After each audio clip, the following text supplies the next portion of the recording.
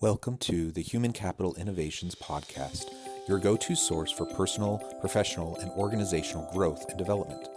We hope you tune in often for all things people management, organizational development and change, organizational leadership, and social impact related. Maximize your personal and organizational potential with Human Capital Innovations Podcast.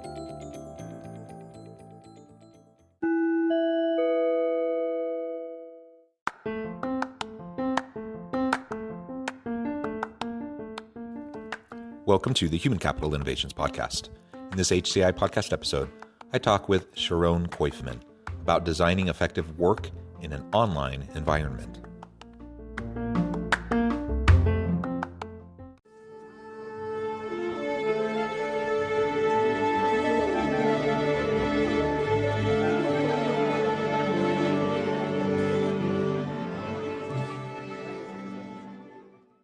Sharon Koifman, welcome to the Human Capital Innovations Podcast. Pleasure, Jonathan. Excited to be here. Great to be with you today. I'm so excited to have this conversation. You're joining me from Montreal. I'm here south of Salt Lake City in Utah.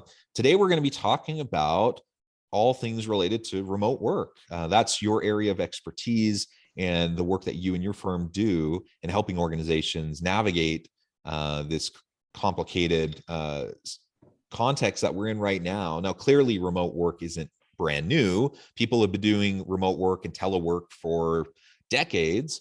And increasingly, there's been more and more technologies that have enhanced the ability to do remote work, even pre-pandemic. But there's no question that the pandemic accelerated us into the world of remote work, and more organizations, leaders, and their people who may have been resistant to a remote environment have been forced to figure it out and how to do it.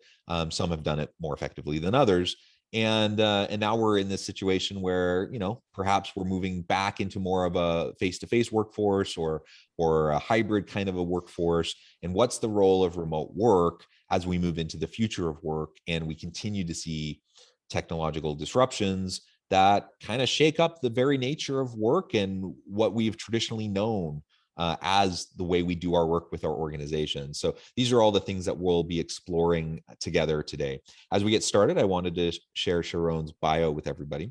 Sharon Koifman is the CEO of Distant Job Remote Placement Agency, the author of Surviving Remote Work, and the newly launched Think Remote, a company focused on remote work that educates, informs, and entertains. Sharon is an expert on helping people with their work from home strategies, helping companies with remote employees, and making the remote world more enjoyable and productive for all. Based on his 20 years of experience of running companies remotely, he is an expert at helping people not only survive, but thrive during these times. Sharon believes that working from home is more productive than an office setting. He wrote his entire book while being a stay-at-home dad and understands the struggles many people face. I love it. I love your background. I'm excited to get your insights and appreciate you being willing to share those with me and my listeners. Anything else you would like to share by way of your background before we jump on into the conversation? Yes, maybe the only thing that is not mentioned in this lovely bio is that I actually been doing this for 20 years. I've been running companies from my computer for 20 years, and I've been running Distant Job, which is the first remote recruitment agency in the world, about for 12 years. And in those 20 years, I didn't do some affiliate programs or some mini kind of marketing things. Those were tangible services with employees and products and everything. And it's always done for my computer. And that's why I'm sharing all that experience today. Yeah, that's wonderful. So you have decades of experience doing something that is really still quite new for many. And many people are still struggling with figuring out how to do it effectively, right? Yes. So as we dive on in, maybe you can say a little bit more about your experience around this idea of productivity in a remote setting. As I read in your bio, you're a believer in the productivity gains that come from flexible remote work arrangements. Can you speak a little bit more to that, your experience with that, and then we can start getting into more about how we might effectively design, manage, and lead within a remote kind of environment? Okay, so first of all, in terms of productivity, there's a lot of strategies to be more productive as a remote person. But in general, the research have shown, even in MIT Sloan has done research on people that are remote, that shown they're happier and more independent, which of course reflects on productivity. And there's a lot of research showing that there's a huge advantage in managing distractions at home. I know that it's shocking because everybody thinks about home as being the place where you're close to the fridge and the kids and distraction. But in the cubicle environment that we often have in an office environment, with all those distracting meetings and all those tap on the shoulders, an average individual in an 8-hour shift produces about 2 hours and 53 minutes of actual work, right? So it's not that working from home has become this incredible, brilliant productivity solution. It's just that the office one really sucked. and Yeah. uh, and so so there are issues at home, but they actually did another research, and I've like on my website Think Remote, we have an entire book about stats showing how remote works better. But one more example, they had travel agents during COVID, and they sent them home, and they were producing 33% more work. And this happens in every establishment where it comes to coders, where it comes to this, because you are at least working in the most optimal working environment, and you have capacity to reduce distraction. You also have the capacity to finish your work. You don't necessarily need to think at 5 o'clock or lunchtime where everybody needs to go for lunch, or at 5 o'clock when you have to go home, you got to cut the project in the middle. And every time that you have to cut any project in the middle, it takes forever to get back to focus. And actually, anytime that somebody distracts you, it takes 20 minutes to get back to focus work. And that's why people just produce about 2 hours and 53 minutes. Yeah, and that's the reality for a lot of us in an office environment, especially if it's an open office environment. With kind of the open concept workstations, cubicles, maybe a little less so, but still you can have lots of distractions. And even in an environment where you have like physical offices with doors, and you can even shut your door, you still get all of those interruptions and those distractions. And people end up scheduling meetings that don't need to be scheduled. So you end up just wasting time in pointless meetings that aren't really necessary. So there's a lot of reasons behind why being in a face-to-face environment can be problematic for people as they're trying to be productive. Now, that's not to say that there's anything necessarily magical about being remote or being in person. You can design in-person work to be really productive and effective.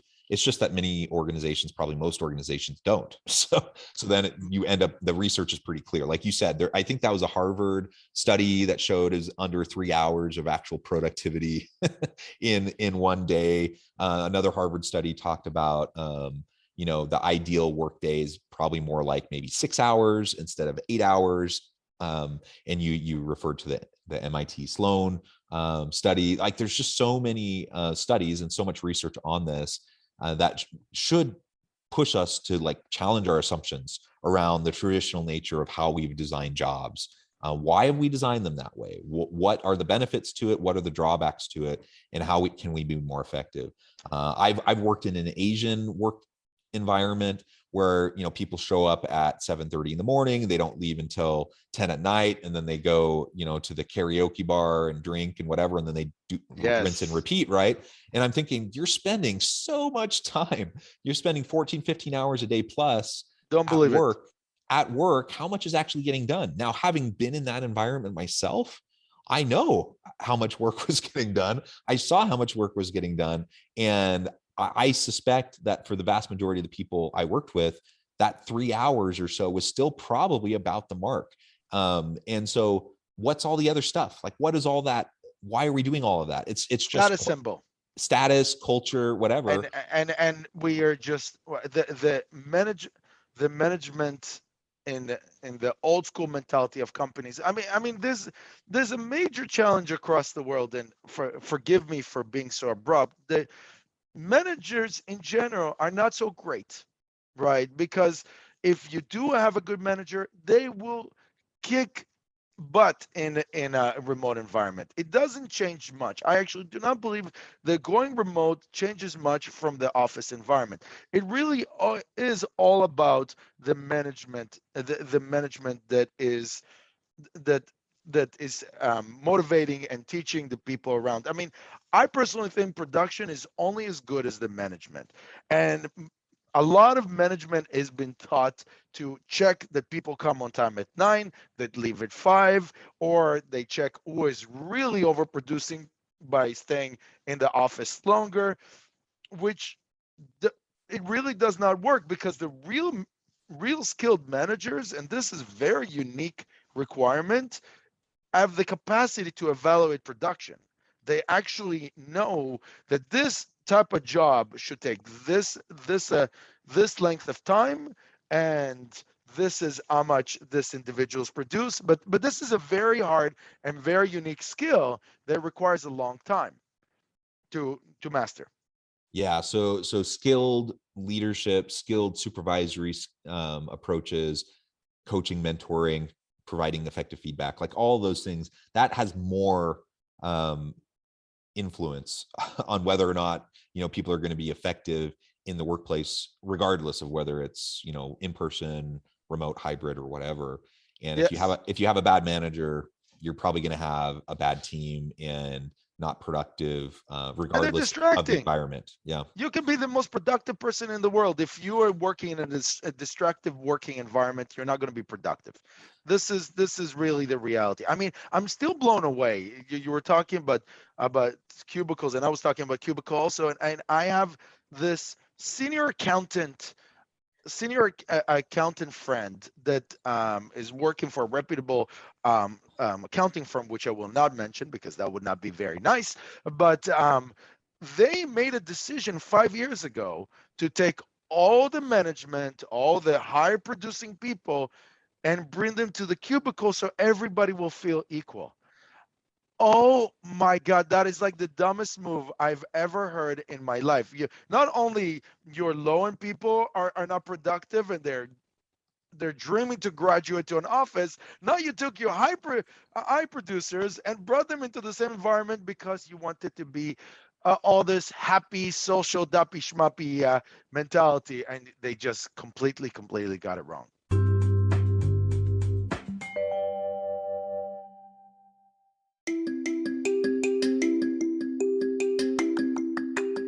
I'm excited to announce the publication of my new book from HCI Press, Bluer Than Indigo Leadership: The Journey of Becoming a Truly Remarkable Leader. Early in my adult life, I learned about an Asian proverb that translates as bluer than indigo.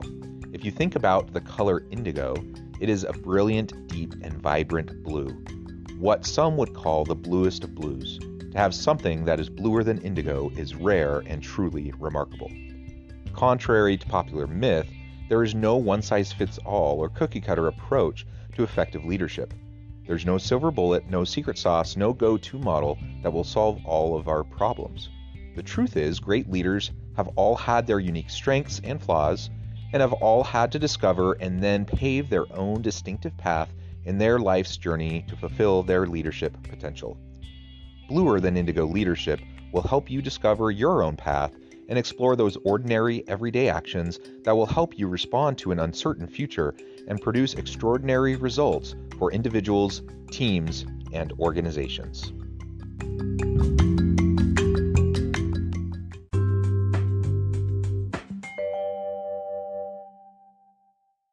I guess one of the things I'm taking away from this conversation is that, done well, remote can be very effective, and in fact can be more effective than an in-person or even a hybrid environment. Ultimately, though, it probably comes back to, is it designed well? Is it managed and led well? And that is more important than regardless of the modality of how you connect or get the work done. I know people, who they literally, when they're in especially higher level kind of roles where you can just get distracted all day long, you could spend all day, every day, just responding to other people's demands for your time instead of actually getting your work done. Where they actually carve out like a day every week where they go remote, not because they need to like be remote because they can't go into the office, but because they just need a day where they can just get work done, where they're not around all the distractions. And so that's a pretty consistent thing that they just do it just so they have at least one day a week where they can be productive. And then all the other days they can put out fires or whatever. Now that's silly though. Like we shouldn't have to do that. It should just be how the work is designed in the first place, that we can have collaboration times, we can have productivity times and individual work times, we can have opportunities to check in with our people, opportunities to provide feedback and mentoring. Like all of that can be structured and set up in how we do our work. And it doesn't really even matter whether it's in person, remote, or hybrid. One question that comes up a lot, and I imagine some people would push back on what you're saying, and they would say, well, what about culture? What about sense of belonging? How do you help people feel engaged and like they're part of a team when they're working remotely and you have this distributed workforce? How would you respond to that kind of question or argument? So I completely I accept the cynicism, especially where it comes to the mental health, to the culture, to that discussion really is the big differentiator. I Again, I believe that remote work in at home is significantly superior to work in an office, but there is that um, connection, that there is that idea that people do need, at least a good chunk of people do need their work environment to be their social experience, not to be the people that they're making friends with, to be the to be the place where they go for happy hour or the gym or for lunch and interact with people. So as one of my friends said, one of my friends who's a big advocate for working in an office says, when I go to an office, I know I come back home and I feel like not only I did good work, I also had my social experience. So I'm happy to come back to a family. While remote people do struggle with that. And again, this also has a lot to do with the management because first thing, a good manager, beside being able to evaluate the production, needs to get a lot more intimate with their remote people, because that, in my opinion, is the big differentiator. The managers should invest more in knowing and understanding and connecting with their people, because that is the only way you get to know if your people get burnt out, if the people feel motivated, by actually becoming their friends. It's a big, often in many company cultures, it's a big no-no for the manager or for the boss to be friends with their employees. In remote, in my opinion, it should be almost an absolute requirement, right? Well, You have to. and I think some people might get turned off by the use of the term friend. Uh, let's change the terminology in case anyone has a mental block to that, and let's just say, to be an effective leader, you need to know your people. To be an effective leader, you have to build relationships of a mutual accountability and trust with your people. To be an effective Like leader, that. to be an effective leader, you have to be vulnerable and give your people permission to be vulnerable back to you, in order to meet their needs and be supportive in the ways you need to be supportive. To be an effective leader, you have to show empathy and compassion. So all of these things that I'm saying, to be an effective leader, like those are also characteristics of a good friend. So No, I like that. whether you say you need to be friends with people at work, or whether you rephrase it, the same concept is at play. You need to know your people. You need to have a psychologically safe environment where people can trust you, where they can come to you, where you can support them, they can feel supported, etc. And that only happens when you have that interpersonal connectivity with your people. So this kind of old model, you got the leader in the corner office. They're kind of the distant, stoic, kind of harsh person everyone's scared of. Like that kind of a model for leadership I question whether that was ever the best thing. But perhaps in previous generations, in a different kind of an environment with a different type of You work, you better be perhaps. so good at evaluating work if you Yeah, want to go that direction. yeah, There is per, room for those people. There is yeah, room for a Steve Jobs kind of person. It was not, it was incredibly inspiring, motivating, but it was not very nice, yeah. right? But people wanted to do things for him because it was inspiring, motivating. Well, If and in a, people like Steve Jobs had other people around them to do the other aspects of leadership that he wasn't doing, right? yes, exactly, and but that's so that's the thing. If the more you get personal with, the more you get personal, you understand the people that you work with, the less you need to be an a skilled tactician or a skilled evaluator of work, because you have more trust with the people that you have. So it gives you being good with your people, being connected with your people on a more personal level, gives you the opportunity to be a little worse at the other skills. It doesn't mean you can't be great at everything, but I sometimes depend on my employees to be smarter than me. And Well, your yeah, people, when you're elevated to a leadership role, you are no longer meant to be the expert of everything that gets done in your exactly. team. Yeah. At that point, you're facilitating the expertise of your team. You no longer have your hands so far down into the weeds that you know everything about what's happening. You can't know everything that's happening in everyone's job, especially if you have Mhm. a large team. And so you have to rely on the expertise of your people. They are the ones, where the rubber meets the road. They're getting the work done. You're there to support them. You're there to help them. Maybe they're running ideas by you, getting your input, those sorts of things. But you can't do their work for them. Therefore, you have to develop trust both ways so that they can feel empowered to do the work, be supported to do the work, and get the feedback needed to be effective in the work that they do. Now, I wanted to tackle the other part of your question, the discussion about culture, right? That once you understand how to connect with people, which is part of culture, but I find that too many people like to throw this word around because at least any CEO under 45 is ear or her dream is to have a great culture, and the vision that we're all often delivered is that Google culture where people sit on bean bags and have great happy hours and play ping pong, and somehow everybody's so awesomely productive. But this is but this but when it comes to implement it within your company, most people do not have a clear definition of what culture is. They understand it's culture, getting people to enjoy each other and work on it, and the fact that there is no clear definition of culture prevents people from actually uh, building a appropriate one. And I decided to actually in my book to provide a real definition, a real a real implementable definition for culture. And for me, culture means connection.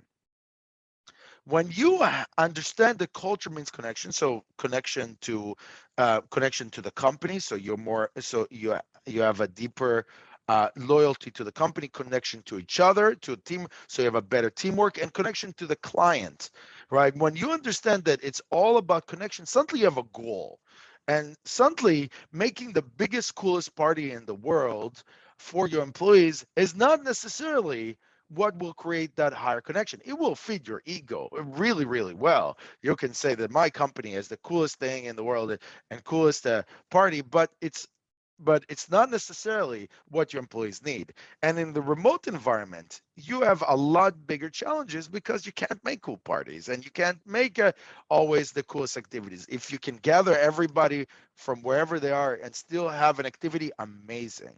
But if you have that limitation, you need to think about what creates the most connection. So in the beginning, I was actually trying to make Zoom parties that everybody shows up and everybody needs to hold a drink. It doesn't have to be alcoholic; it could be coffee because we don't want to promote alcoholism. And it didn't work. It worked for a few times, and then one of my managers said that it's becoming a conversation between all the managers, all the talkative managers, and everybody's like, and what I discovered later is that it's so much more powerful to have one-on-ones. And yes, it's a little more time consuming, and that means that I don't have with everybody, but my managers have with everybody. And having one-on-one Zoom drink and have a discussion is significantly more powerful and creates a much deeper connection. Also, one thing that really got in our company a huge connection is making sure that everybody gets a birthday gift. Sharon, it has just been a real pleasure talking with you. I know at the time I need to let you go and get back to your busy day. We could go on and on and on because we've really only just scratched the surface. But before we close for today, I wanted to give you a chance to share with listeners how they can get connected with you, find out more about your work, your team, and then give us a final word on the topic for today. So get connected with me if you need the best and the smartest employees in the world, which we solicit, we headhunt across the world, please hit me up at Sharon at distantjob.com. If you just want to learn more about remote management, there's two ways. First of all, you can purchase my book, Surviving Remote Work. It's a #1 bestseller on Amazon. Or come to thinkremote.com. We have a great podcast and we have a great content continuously. If we're not yet, we are trying to be the premium content for anything related to remote work and remote management. And the last best word that I can say is that the first step to really getting remote work to function well in your company is to first appreciate, to know that this is an actual possible opportunity to make your company better, and not just another forced reality that COVID has implemented us. If you have that mentality, that is a major step to succeed as remote managers and remote workers. I love it. Thank you so much, Sharon. It's been a real pleasure talking with you. I encourage listeners to reach out, get connected, find out more about what Sharon and his team can do for you. And as always, I hope everyone can stay healthy and safe, that you can find meaning and purpose at work each and every day. And I hope you all have a great week.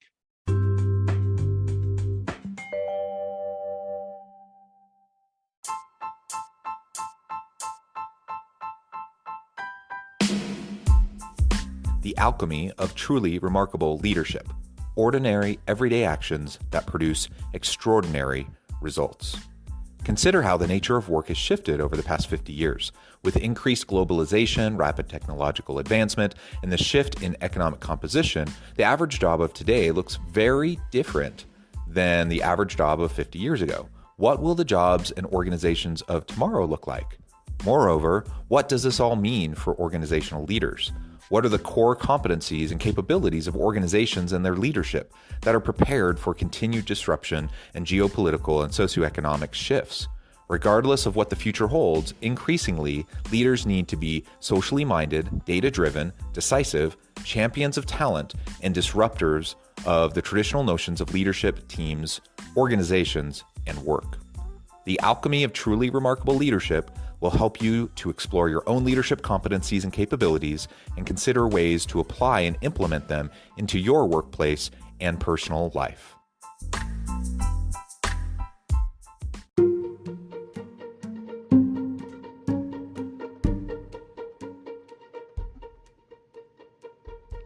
Check out Human Capital Innovations magazine, Human Capital Leadership. Human Capital Leadership is a free, interactive e-magazine with the mission to help individuals, leaders, and organizations find innovative approaches to maximize their human capital potential.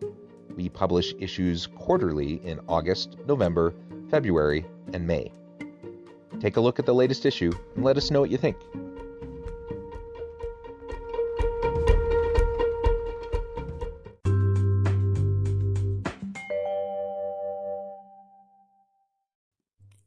Thanks again for joining us for this episode of the Human Capital Innovations Podcast. I hope you stay healthy and safe and that you have a great week.